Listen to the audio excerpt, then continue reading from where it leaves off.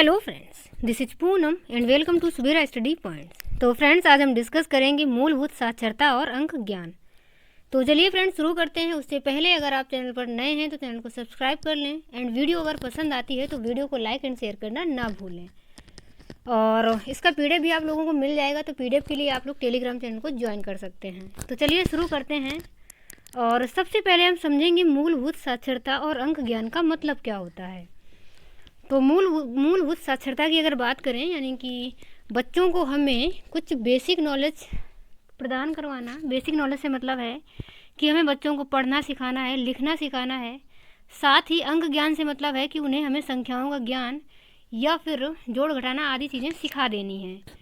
तो ये सारी चीज़ें रहेंगी मूलभूत साक्षरता और अंक ज्ञान के अंतर्गत। इसके अलावा राष्ट्रीय शिक्षा नीति जो 2020 है, उसमें भी सभी बच्चों के लिए मूलभूत साक्षरता और अंक ज्ञान को प्राथमिकता दी गई थी, तो इसको भी याद रखेंगे। और इसकी जो प्राथमिकता दी गई है, तो इसमें जो 3 से 9 वर्ष तक के बच्चे हैं उनको शामिल किया गया है, और कक्षा 3 तक के बच्चों को भी इसमें लिया गया है। मतलब हमें कक्षा 3 तक मतलब कक्षा 3 में जब बच्चा आए तब तक वह पढ़ना सीख जाए, लिखना सीख जाए, और उसे अंक गणितीय ज्ञान भी हो जाना चाहिए। मतलब वह उसे संख्याओं का ज्ञान हो जाए, जोड़ना घटाना आदि चीज़ें वह सीख जाए। तो कहने से मतलब ये है कि मूलभूत साक्षरता और अंक ज्ञान के अंतर्गत मेनली हमें 3 चीज़ों को ध्यान में रखना है। क्या क्या?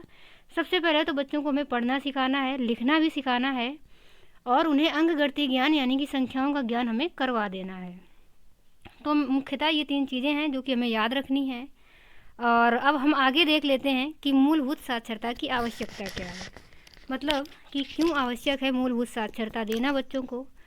तो सबसे पहले तो बच्चों में मात्राओं की समझ को हमें विकसित करना है, और इसके साथ ही कम ज़्यादा का भी उन्हें ज्ञान हो जाए। मतलब जब बच्चे छोटे होते हैं तो हम छोटे से ही उन्हें इन चीज़ों का विकास करें कि वे कम ज़्यादा को समझने लगें, छोटा बड़ा का ज्ञान उन्हें पता चले, और मौखिक भाषा का अच्छी तरीके से विकास हो जाए। मतलब वे बोलना अच्छे ढंग से सीख जाएं, और हमें उन्हें लिखना भी सिखाना है, मतलब लिखना ढंग से सीखें। और साथ ही हमें उनके अंदर शब्दावली का निर्माण भी करना है।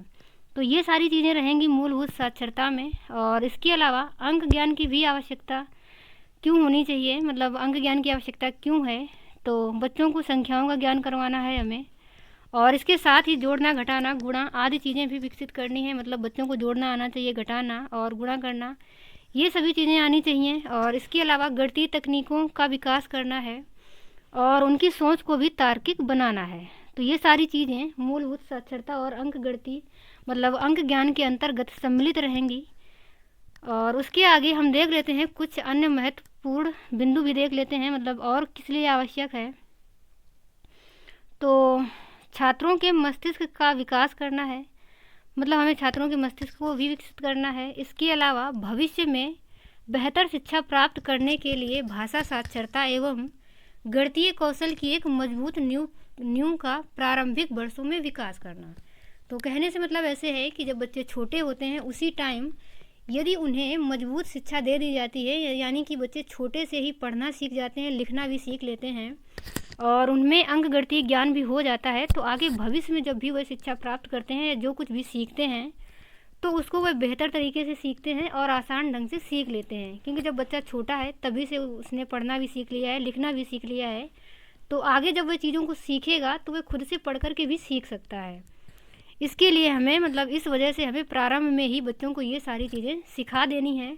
और ये चीज़ें मतलब जब तक बच्चा क्लास 3rd में आता है तब तक वह सीख जाएगा, तो वह आगे अच्छे से पढ़ सकेगा। इसके अलावा जो अगला पॉइंट है, बच्चों में मस्तिष्क का 85% विकास 6 वर्ष की आयु तक हो जाता है, जिस वजह से प्रारंभिक मूलभूत भाषा एवं साक्षरता उनको प्रदान करना अत्यंत आवश्यक होता है।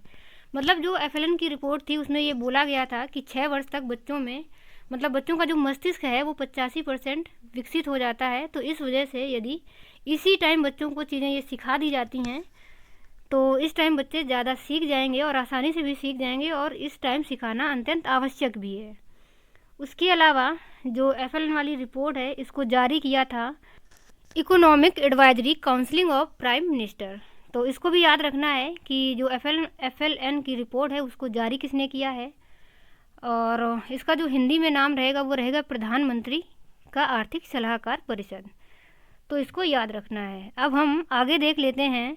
वर्ष 2026-27 तक कक्षा 3 के बच्चों के लिए सार्वभौमिक साक्षरता और संख्यात्मक सुनिश्चित करने की दृष्टिकोण के साथ 5 जुलाई 2021 में निपुण कार्यक्रम शुरू किया गया। कहने का मतलब ऐसे है कि जो मूलभूत साक्षरता और अंक ज्ञान है उसको और अधिक बेहतर बनाने के लिए, मतलब उसको और अधिक बेहतर करने के लिए निपुण कार्यक्रम की शुरुआत की गई, और इसकी शुरुआत की गई थी 5 जुलाई 2021 को। तो ये डेट भी याद रखना है कि जो निपुण कार्यक्रम शुरू किया गया वो 5 जुलाई 2021 में, मतलब 21 से शुरुआत किया गया। और साथ ही ये किस लिए शुरुआत किया गया था, तो ये मूलभूत जो साक्षरता है और अंक ज्ञान उसको और अधिक बेहतर करने के लिए शुरू किया गया था। और इसके अलावा इसका जो लक्ष्य रखा गया है, ये रखा गया है 2026-27 तक, यानी कि 2026-27 तक हमें इसमें सफलता प्राप्त कर लेनी है कि कक्षा 3 तक के बच्चों को साक्षरता और संख्यात्मक ज्ञान हो जाना चाहिए। इसके अलावा जो निपुण की टैगलाइन है वो है निपुण भारत का सपना, सब बच्चे समझें भाषा और गणना। तो इसको भी याद रखना है। साथ ही निपुण का फुल फॉर्म भी हमें याद रखना है। तो इसका फुल फॉर्म होता है national initiative for proficiency in reading with understanding and numeric. तो फुल फॉर्म भी याद रखना है, और हिंदी में भी याद रखना है राष्ट्रीय साक्षरता एवं संख्या ज्ञान दक्षता पहल। अब आगे बात कर लेते हैं। तो इस कार्यक्रम में केंद्र प्रायोजित योजना समग्र शिक्षा के तत्वाधान में सभी राज्यों और केंद्र शासित प्रदेशों में राष्ट्रीय, राज्य, जिला, प्रखंड, स्कूल स्तर पर स्थापित 5 स्तरीय कार्यान्वयन तंत्र की परिकल्पना की गई थी। कहने का मतलब ये है कि जो निपुण प्रोग्राम है ये एक, तो पहली बात तो ये याद रखना है कि ये एक केंद्र की परियोजना है, और इसके अलावा इसको राज्यों और केंद्र शासित प्रदेशों में शुरू किया गया है, और इसको 5 स्तर पर शुरू किया गया है। और वो 5 स्तर कौन कौन से हैं? एक तो राष्ट्रीय, राज्य और जिला स्तर पर, प्रखंड यानी कि जो ब्लॉक स्तर होता है तो ब्लॉक पर, और स्कूल, यानी कि ये 5 स्तर हैं जहाँ पर निपुण योजना को शुरू किया गया है। तो ये 5 स्तर याद रखने हैं। साथ ही ये केंद्र की योजना है, ये भी याद रखना है। अब वो आगे बात कर लेते हैं। तो आगे अगर बात करें तो जो निपुण है इसको ministry of education government of India द्वारा शुरू किया गया है, और इसको लॉन्च किया गया था 5 जुलाई 2021 को एजुकेशन मिनिस्टर रमेश पोखरियाल निशंक द्वारा। तो ये पॉइंट्स भी याद रखने हैं। अब आगे देख लेते हैं मूलभूत साक्षरता के लिए लक्ष्य। तो सबसे पहले तो निपुण कार्यक्रम के अंतर्गत मूलभूत साक्षरता के लिए जो लक्ष्य रखे गए हैं, मतलब उनको इस तरीके से बांट करके इन लक्ष्यों को प्राप्त करना है। एक तो बाल वाटिका, ग्रेड 1, ग्रेड 2 और ग्रेड 3। पहले बच्चा जब बाल वाटिका में जाएगा तब हमें वहाँ पर बच्चों को अक्षरों की पहचान करवानी है, और लगभग 1-2 शब्दों का ज्ञान भी करवा देना है, और साथ ही 10 तक के अंकों का ज्ञान भी करवा देना है। और जब वह ग्रेड 2 में जाएगा तो 4 या 5 सरल शब्दों को जानना सिखाना है बच्चों को, यानी कि इतने शब्दों को कम से कम बच्चा जानने लगे और उनके अर्थ को भी समझने लगे। साथ ही 99 तक हमें उन्हें गिनती भी सिखा देनी है, और जोड़ना घटाना भी छोटा मोटा सिखा देना है। जब वह ग्रेड 2 में जाएगा तो लगभग 40 से 50 शब्दों को बच्चा जानने लगे, मतलब इतने शब्द हमें लगभग बच्चों को सिखा देने हैं, उनके अर्थों को भी बताना है, और साथ ही पढ़ना भी सिखाना है। यानी कि अब बच्चा जब पढ़े तो वह अर्थ के साथ पढ़े। साथ ही वह लगभग 9 से 99 तक 999 तक उसे संख्याओं का ज्ञान भी करवाना है, और जोड़ना घटाना सिखाना है। मतलब जब वह ग्रेड 1 में था तब हमें छोटा छोटा जोड़ना और घटाना सिखाना था, अब थोड़े और बड़े सवाल बताने हैं जोड़ने घटाने के। और इसके बाद जब ग्रेड 3 में बच्चा जाएगा तो लगभग वह 60 शब्द प्रति मिनट बोल सके या बता सके, इतनी क्षमता उसके अंदर विकसित करनी है। इसके अलावा 9999 तक संख्याओं का ज्ञान भी करवाना है, और उसे गुणा का ज्ञान भी अब करवाना है। और इसके साथ ही 3 गोल रखे गए हैं, तो उन तीनों गोल्स को भी देख लेते हैं। तो सबसे पहले गोल फर्स्ट की अगर बात करें तो children maintain good health and well being, यानी कि हमें बच्चों के स्वास्थ्य को ध्यान में रखना है, उनके स्वास्थ्य को बेहतर बनाना है। और गोल सेकंड की अगर बात करें तो चिल्ड्रन बिकम इफेक्टिव कम्युनिकेटर्स, यानी कि बच्चों में हमें जो उनके संप्रेषण का विकास करना है तो इस तरीके से करना है ताकि जो भी उनमें संप्रेषण विकसित हो तो वो इफेक्टिव हो, यानी कि प्रभावी संप्रेषण को विकसित करना है। और गोल थर्ड की अगर बात करें तो children become involve learners and connect with their environment, यानी कि वह सीखने में भी इन्वॉल्व रहें, यानी कि सीखें भी ढंग से, और साथ ही सीखने के साथ साथ वे अपने पर्यावरण से भी कनेक्ट रहें, यानी कि हमें उन्हें पर्यावरण के बारे में भी जानकारी देनी है। तो ये मेनली 3 गोल हैं, इनको भी निपुण के अंतर्गत शामिल किया गया है। अब यहाँ पर हमने कुछ क्वेश्चन लिए हैं, तो क्वेश्चन को भी देख लेते हैं। और पहला क्वेश्चन है, निपुण भारत मिशन के तहत बच्चे के समग्र विकास के लिए कितने प्रमुख लक्ष्यों को वर्गीकृत किया गया है? तो अभी मैंने बताया कि 3 प्रमुख लक्ष्य हैं, तो ऑप्शन हमारा सेकेंड नंबर यानी कि 3 सही हो जाएगा। और अगला क्वेश्चन है, निपुण भारत के तहत कक्षा 1 के बच्चों के लिए स्कूल तैयारी कार्यक्रम की अवधि क्या है? तो यहाँ पर इस चीज़ को याद रखना है कि निपुण भारत के तहत कक्षा 1 के बच्चों के लिए स्कूल तैयारी कार्यक्रम की जो अवधि रखी गई है वो रखी गई है 12 सप्ताह, या फिर अगर महीनों में दिया होगा तो 3 महीने, यानी कि दोनों चीज़ें ही हमें याद रखनी है कि जो स्कूल तैयारी कार्यक्रम है वो 3 माह या 12 सप्ताह की अवधि होगी। और अगला क्वेश्चन है, निम्नलिखित में से कौन सी शिक्षा मंत्रालय द्वारा 2021 में शुरू की गई राष्ट्रीय पहल का प्रतिनिधित्व करती है, ताकि ये सुनिश्चित किया जा सके कि देश का प्रत्येक बच्चा मूलभूत साक्षरता और संख्यात्मकता प्राप्त कर सके? तो इसके लिए किस पहल की शुरुआत की गई है? तो इसके लिए शुरुआत किया गया है निपुण भारत, यानी कि ऑप्शन हमारा सेकेंड नंबर सही हो जाएगा। और अगला क्वेश्चन है, दिसंबर 2021 में निम्नलिखित में से किसने भारत में मूलभूत साक्षरता और संख्यात्मकता की स्थिति पर रिपोर्ट जारी की थी? तो ये हमने बताया था कि मूलभूत साक्षरता और संख्यात्मकता की रिपोर्ट जारी की थी प्रधानमंत्री का आर्थिक सलाहकार परिषद, यानी कि ऑप्शन हमारा तीसरा सही हो जाएगा।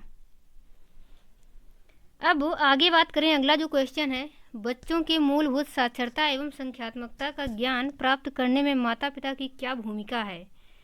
पीटीएम में शामिल होना, एसएमसी में शामिल होना, और बच्चों के साथ घर पर सीखने की गतिविधियों में व्यस्त रहना। और अगला जो ऑप्शन है उपरोक्त सभी। तो ये सभी चीज़ें ज़रूरी हैं, मतलब बच्चों में मूलभूत साक्षरता एवं संख्यात्मकता का ज्ञान प्राप्त करने के लिए माता पिता की जो भूमिका है, तो उन्हें पीटीएम में भी शामिल होना चाहिए और साथ ही एसएमसी में भी शामिल होना है। और इसके अलावा बच्चों के साथ घर में भी सीखने की गतिविधियों में वो व्यस्त रहें, यानी कि विभिन्न प्रकार के कामों में उन्हें सीखने की गतिविधियों में इन्वॉल्व रखें, यानी कि माता पिता का भी ये कर्तव्य है कि वह बच्चों को घर में भी सिखाएं। तो ऑप्शन हमारा 4 नंबर यानी कि उपरोक्त सभी सही हो जाएगा। और अगला क्वेश्चन है, FLN के अनुसार 6 वर्ष की आयु में मस्तिष्क का संचयी विकास कितने प्रतिशत होता है? तो ये भी हमने बताया था कि बच्चों में 6 वर्ष तक की आयु में मस्तिष्क का विकास हो जाता है 85%, यानी कि ऑप्शन हमारा तीसरा सही हो जाएगा। और अब हम देख लेते हैं अगला क्वेश्चन। तो अगला क्वेश्चन है, आरंभिक साक्षरता में शैक्षणिक प्रक्रिया में सबसे अच्छी प्रक्रिया कौन सी है? शिक्षण विधि, अधिगम विधि, प्लेवे विधि, या फिर इनमें से कोई नहीं? तो आरंभिक साक्षरता में शैक्षणिक प्रक्रिया में सबसे अच्छी विधि जो है वो रहेगी प्लेवे विधि, यानी कि खेल के माध्यम से बच्चों को सिखाना। तो ऑप्शन हमारा सही हो जाएगा तीसरा नंबर। अब हम देख लेते हैं अगला क्वेश्चन। और अगला क्वेश्चन है, मूलभूत साक्षरता एवं संख्या तथा की अवधारणा, मतलब संख्या की अवधारणा किस समूह के बच्चों पर लागू होती है? 3 से 10 वर्ष, 5 से 13 वर्ष, 3 से 9 वर्ष, या फिर 6 से 14 वर्ष? तो इसके लिए जो एज ग्रुप मैंने बताया था ये रहेगा 3 से 9 वर्ष, यानी कि ऑप्शन हमारा तीसरा सही हो जाएगा। इसके बाद अगला क्वेश्चन है, निपुण की फुल फॉर्म क्या है? तो फुल फॉर्म भी हमने बताई थी, इसमें जो तीसरा वाला ऑप्शन है, national initiative for proficiency in reading with understanding and numeracy, यानी कि ऑप्शन हमारा तीसरा वाला सही है। और अब हम देख लेते हैं अगला क्वेश्चन। यहाँ पर अगला क्वेश्चन है, निपुण भारत की सफलता के लिए समुदाय की क्या भूमिका है? वाचन शिविरों का आयोजन, स्कूल तैयारी मेलों का आयोजन, या फिर क्विज प्रतियोगिता का आयोजन, या उपरोक्त सभी? तो इसके लिए भी हमारा ऑप्शन उपरोक्त सभी ही सही हो जाएगा, यानी कि ये सारी चीज़ें ही ज़रूरी हैं। तो ऑप्शन हमारा 4th नंबर सही हो जाएगा। अब देख लेते हैं अगला क्वेश्चन। और अगला क्वेश्चन है, मूलभूत साक्षरता एवं संख्यात्मकता के लिए निपुण भारत राष्ट्रीय मिशन की शुरुआत की गई थी? 1 अप्रैल 2020, 1 अप्रैल 2021 या फिर 10 जून 2021, 5 जुलाई 2021। तो इसके लिए भी हमने बताया है कि इसकी शुरुआत की गई थी 5 जुलाई 2021 को। तो ऑप्शन हमारा 4 नंबर सही हो जाएगा। अब अगला क्वेश्चन देख लेते हैं, निपुण के लक्ष्यों को किस ग्रेड द्वारा प्राप्त किया जाना है? तो इसके लिए भी हमने बताया था कि इसमें रहेगा सबसे पहले बाल वाटिका, और उसके बाद ग्रेड फर्स्ट, फिर ग्रेड सेकेंड और बाद में ग्रेड थर्ड। यानी कि निपुण के लक्ष्यों को किस ग्रेड द्वारा प्राप्त किया जाना है? तो ऑप्शन हमारा सही हो जाएगा ग्रेड थर्ड, यानी कि ऑप्शन सेकेंड नंबर सही हो जाएगा। अब अगला क्वेश्चन देख लेते हैं, निपुण भारत मिशन को राज्य एवं केंद्र शासित प्रदेशों में कितने स्तर पर लागू किया जाएगा? तो 2 स्तर, 3 स्तर, 4 स्तर या फिर 5 स्तर। तो इसके लिए भी बताया था कि इस मिशन को लागू करना है केंद्र शासित प्रदेशों में भी और राज्यों में भी। इसके अलावा इसको लागू किया जाएगा 5 स्तर पर। तो ऑप्शन हमारा 4 नंबर सही हो जाएगा। अब हम देख लेते हैं अगला क्वेश्चन, और अगला क्वेश्चन है, निपुण भारत मिशन प्राथमिक की सफलता किस पर निर्भर करती है? मतलब निपुण भारत की जो सफलता है, प्राथमिक सफलता, वो किस पर निर्भर करेगी? समुदाय पर, छात्र पर, शिक्षक पर या फिर अभिभावक पर? तो इसकी जो सफलता है ये सबसे ज़्यादा निर्भर करती है एक शिक्षक पर, यानी कि ऑप्शन हमारा तीसरा सही हो जाएगा। उसके बाद देखेंगे अगला क्वेश्चन, और अगला क्वेश्चन है, शिक्षा प्रणाली की सर्वोच्च प्राथमिकता प्राथमिक विद्यालय में सार्वभौमिक मूलभूत साक्षरता और संख्या ज्ञान प्राप्त करना होगा 2025 से 26 तक, 26 से 27 तक, 27 से 28 तक या फिर 28 से 29 तक। तो इसके लिए भी हमने बताया था कि इसके लिए लक्ष्य को रखा गया है 2026 से 27 तक, यानी कि ऑप्शन हमारा सेकेंड नंबर सही रहेगा। अब अगला क्वेश्चन है, निपुण भारत योजना का क्या लाभ होगा? बच्चों के पोषण में सुधार, बच्चों के स्वास्थ्य में सुधार, शिक्षा की गुणवत्ता में सुधार या बच्चों में सफाई के प्रति जागरूकता में सुधार? तो निपुण भारत जो योजना चलाई गई है ये शिक्षा के संबंध में चलाई गई है, यानी कि इससे क्या होगा, शिक्षा की गुणवत्ता में सुधार आएगा, यानी कि ऑप्शन हमारा तीसरा नंबर सही हो जाएगा। तो चलिए फ्रेंड्स, आज की वीडियो में हम इतना ही रखते हैं, और मैं आशा करती हूँ कि आप लोगों को अच्छे से समझ में आया होगा। आगे मिलेंगे अगले वीडियो में, तब तक के लिए bye bye and take care.